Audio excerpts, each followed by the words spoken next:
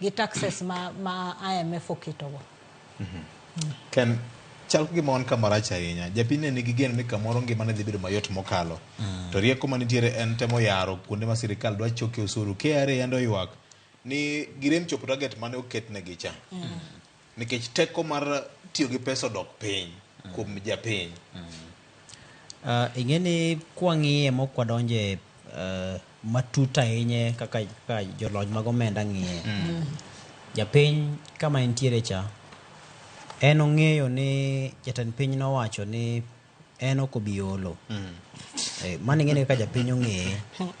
Koro mang'eny ma samoro achiel med achiel, dek med ang'wen, mago japiny man kacha chok dwa chike ite nikech en gimoro ni mondo mi pek ngima odog chien.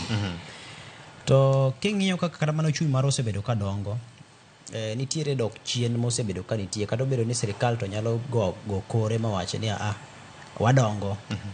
Ting'iyo ni kata kinde mane Uhuru Kenyatta wuok ma higa achiel motelo ne yiero ne wadongo e atamalo adi. Ne wane gimoro 7.6 kadhi gi wiye. Ting'iyo ni uchumi mar Kenya nodongo gi maromo nade higa mokalo. Ng'isi ni wasebedo gi dok chien kendo king'iyo kata mana kakikore gi jolony mag omenda. Ng'isi ni e kind sani gi higa achiel motelo ne yiero mabiro mano higa mag 2026 wanyalo chopo kama koro uchumi marwa nyalo bedo ni pod nyap mogik.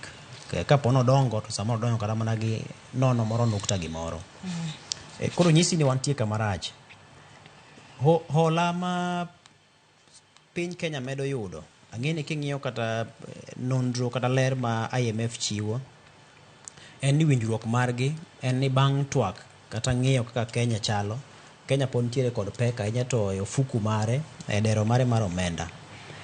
Ochumi obedo matek koro nyaka konye yudo fuong'ruok. Koro mondo mi konye yudo fuong'ruok koro nyaka to miye hola. Ting'eni ma hola imiyi ting'eni pod omedo pek nikech atamalo mar holo gope pod dhi malo. Iluongo ni public debt. Moriwo koda ka hola mawuok e pinje maoko kanyakla gi diweni wuok e iye kuondgi. To kane owe atamalo moro kata ma 67 gi wiye gi Uhuru Kenyatta gini. Tipani ka chop giga mar 2026 2027 nyalo bedo noromo nade. Koro nyisi ni hola to ber. Nikech piny ka piny nyaka kawo hola.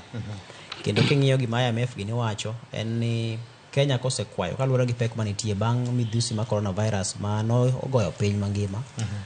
Pod ok wabedo motegno kama wachung'e. Bang' midhiero mosebedo mar oro manokwako Kenya kuom higni maromo 2. Mano miyo chiemo bedo manok, koth ne onge kamano kamano. Koro magi duto okelo pek, okelo hinyruok ne uchumi. To singo mane ochiw e kinde ka ne sirikal donjo en ni ok nwadhi olo wan gi yore mamoko mag yuto. Ma yore mag yuto gi bosekete tim. Matieni ya koro wawuok rokwa gi moko koro wachoko osuru ka. Matieni ka owinjore bed ni koro sani wantie kod pesa. Koro jopiny ywak to agulu to negi pesa. Inyalo gole timo gima chielo, ilogo dwach japiny. To koro gima koro wan go kani osuru ichoke. Kendo ichoke mathoth ma jopiny winjo ka gini hinyogi. Agulu onge pesa. Hola pod biro. Sirikal be pod ywak ni gope maoko manowenwa kae ma hinyowa makoro nyaka pod wamed mana choko. Ni ma bugo mano konyo gi jomoko. To pod bugo no pod imedo mana kunye. Koro nyisi ni ng'amidhi wene kata mana Kenya higa mar 2027 akiano nyalo yude nade. Mak mana ni jatend piny to nitiere kod chir kowacho ni en ong'eyo kumotere jo Kenya. Nitie kaka otime e yo ma samoro nyalo biro loke ataro e higni maromo 3 mabiro. Ma samoro nyalo biro neno ber. Ok ang'e jalony mag omenda nyalo ng'iye nang'o.